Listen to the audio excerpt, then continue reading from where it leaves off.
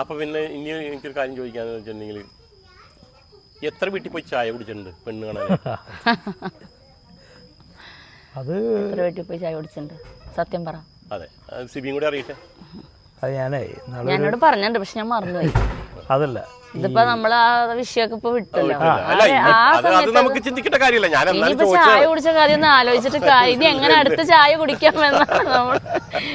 അത് ഒന്ന് പറഞ്ഞു. അല്ല ഏകദേശം അഞ്ചുപത്തെണ്ണത്തിന്റെ പോയിണ്ടാ. അല്ല ഞാനൊരു മാസത്തെ ലീവിന് വേണ്ടി തന്നെ. അപ്പോൾ ഒരു മാസത്തെ ലീവിന് വന്ന് നമുക്ക് കല്യാണം കഴിഞ്ഞ് തിരിച്ചു പോകണം. കല്യാണം കഴിഞ്ഞ് തിരിച്ചു പോകണം. ഓഹ് എൻ്റെ ദൈവം. അപ്പോൾ ആദ്യത്തെ ഒരു 7 ദിവസം അളഞ്ഞുത്തി നടന്നു. വന്ന വഴിയുള്ള ഒരു കറക്കം. അങ്ങനെ 8ാമത്തെ ദിവസമാണ് സിബിൽ വിട്ടായിരുന്നത്.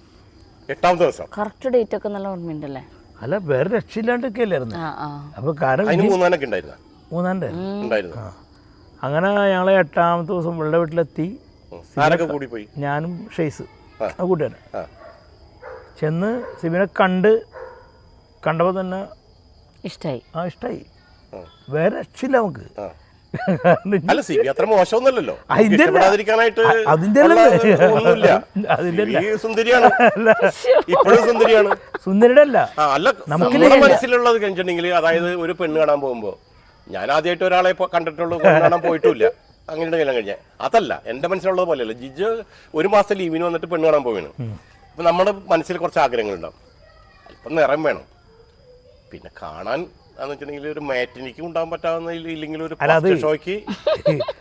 അതെങ്ങനെയാന്ന് വെച്ചാലേ, നമ്മൾ ആദ്യത്തെ ദിവസം നമുക്ക് വരുമ്പോൾ BSc നഴ്സ് വേണം, അങ്ങനെയുള്ള നല്ല ഭംഗി വേണം.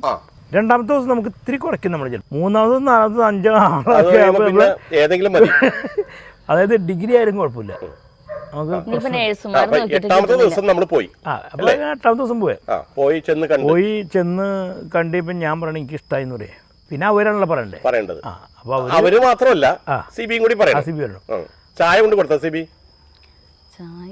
ചായ തന്നില്ലേ നീ? ചായ തന്നു, അങ്ങനെ കൊണ്ടു കൊടുക്കൊന്നുമില്ല. അന്നൊക്കെ അങ്ങനെ അമ്മയാണെന്ന് അങ്ങനെ നമ്മള് അതൊന്നും അങ്ങനത്തെ അങ്ങനെയൊന്നും ഇല്ല. എന്നാലും ചായ വിളിക്കൂലേ? നമ്മ ജസ്റ്റ് വിളിക്കുമ്പോ അവിടെ പോയി നിക്കും, അത്രേ ഉള്ളൂ. നമ്മ ചായയും ചോദ്യത്തിലൊന്നുമില്ല. കാണാല്ല, കണ്ട് അപ്പോൾ ഉള്ള അപ്പം ചോദിച്ചു, മോനെ പെണ്ണിന് ഇഷ്ടമായ ചോദിക്കേ. അപ്പം ഞാൻ പറഞ്ഞത് എനിക്കിഷ്ടമായി. അപ്പം അപ്പം പറഞ്ഞ് നാളെ അങ്ങോട്ട് വരാം. നാളെ തന്നെ? നാളെ അങ്ങോട്ട് വരാം. അങ്ങനെ അവരിങ്ങോട്ട് വന്നപ്പോൾ ഈ പറഞ്ഞ പോലെ ഞാൻ പറമ്പൊക്കെ ഉണ്ട്, അപ്പച്ചൻ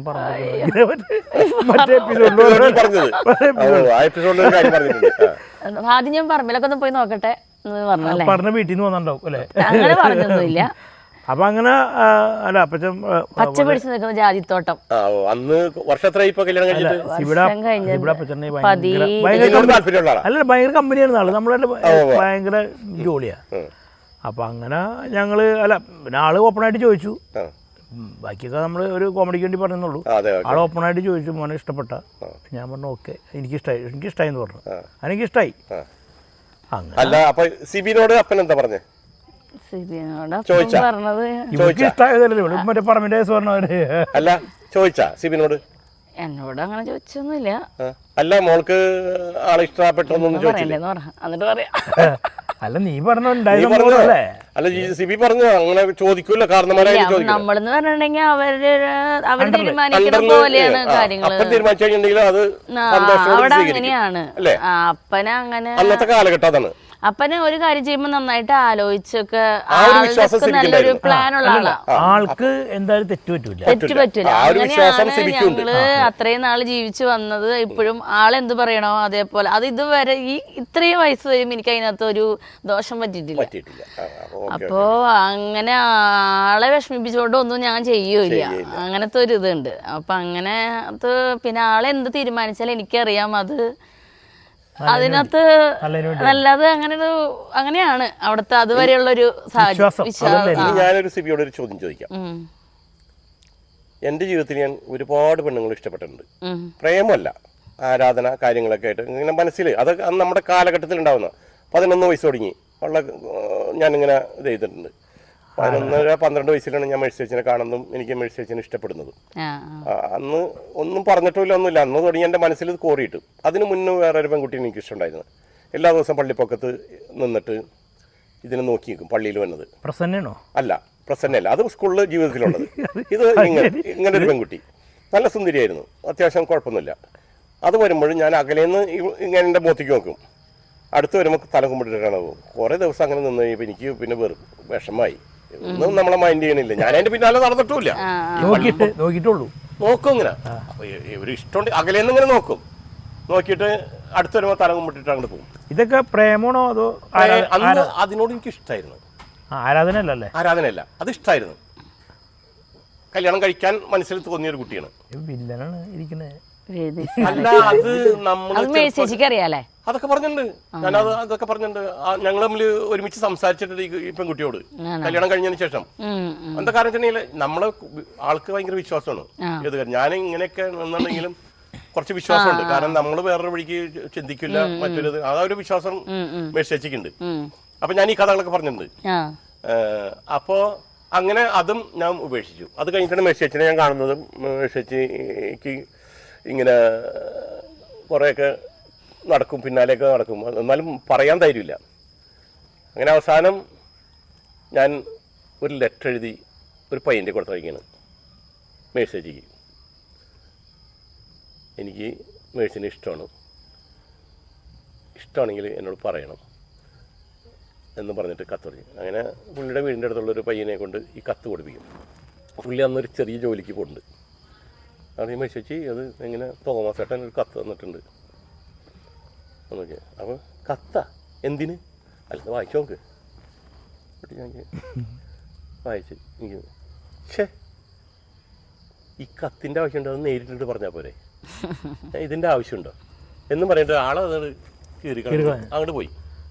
ജോൺസനെ ഞാൻ കാത്തു നിൽക്കണു. അല്ല, ജോൺസൺ എന്ന് ഞാൻ പറഞ്ഞു. ആ ജോൺസൺ പുറത്താള് ജോൺസൺ. അത് എടാ എന്തായി ഇങ്ങനെയൊക്കെ ഉണ്ടായി സംഭവം. ചിരിച്ചിട്ട് പറഞ്ഞു,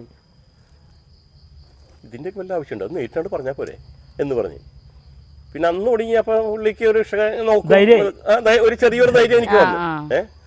അപ്പോൾ അതുകൂടാതെ ഇതേമാതിരി പള്ളിയിൽ ഞാൻ പാട്ടുകാരനായിരുന്നു, നമ്മുടെ മാണോളിപ്പുറം പള്ളിയിൽ. അപ്പൊ അന്ന് സെലക്ഷനൊക്കെ നടത്തി ഞാൻ പാട്ടുകാരൊക്കെ വേണമെന്നുള്ളത്.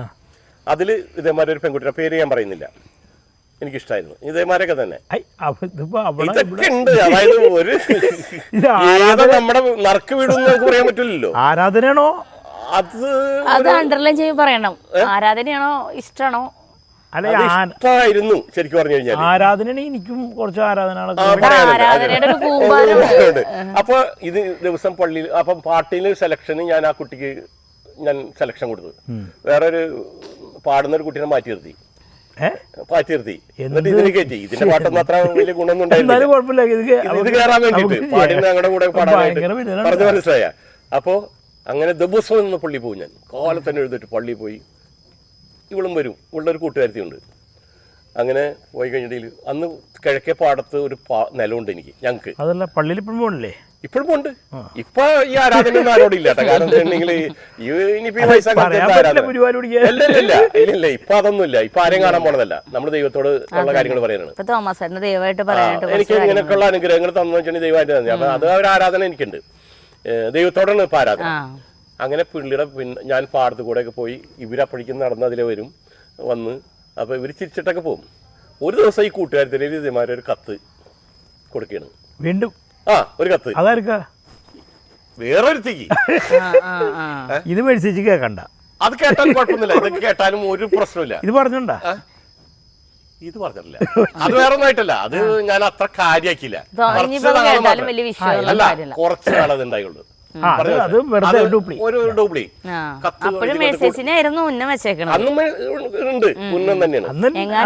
കിട്ടിയില്ലെങ്കിൽ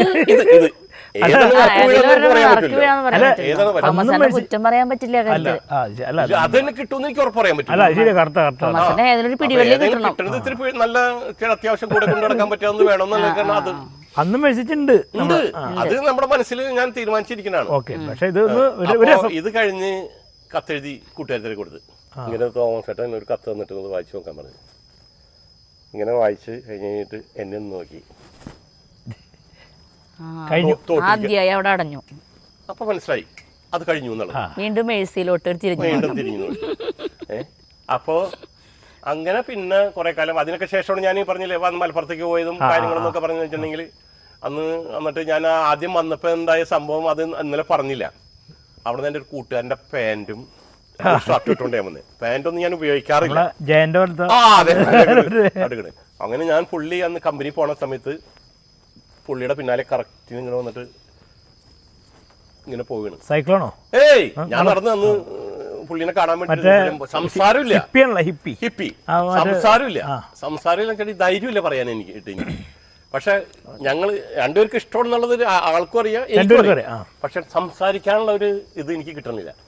അങ്ങനെ ആളെ നിന്ന് നോക്കിയിട്ടേ അയ്യേ എന്നുള്ള നിലയ്ക്ക് പാൻറ്റും അതിന്റെ കളറിലൊരു ഷർട്ടൊക്കെ ഇട്ടിട്ടേ ഇതെന്ത് കോലം എന്നുള്ള നിലയ്ക്കാണ് ഞാൻ ഉദ്ദേശിച്ചത്. പുള്ളി ഇങ്ങനെ നോക്കിയിട്ട് ഒന്ന് ചിരിച്ചിട്ട് അവിടെ പോയി.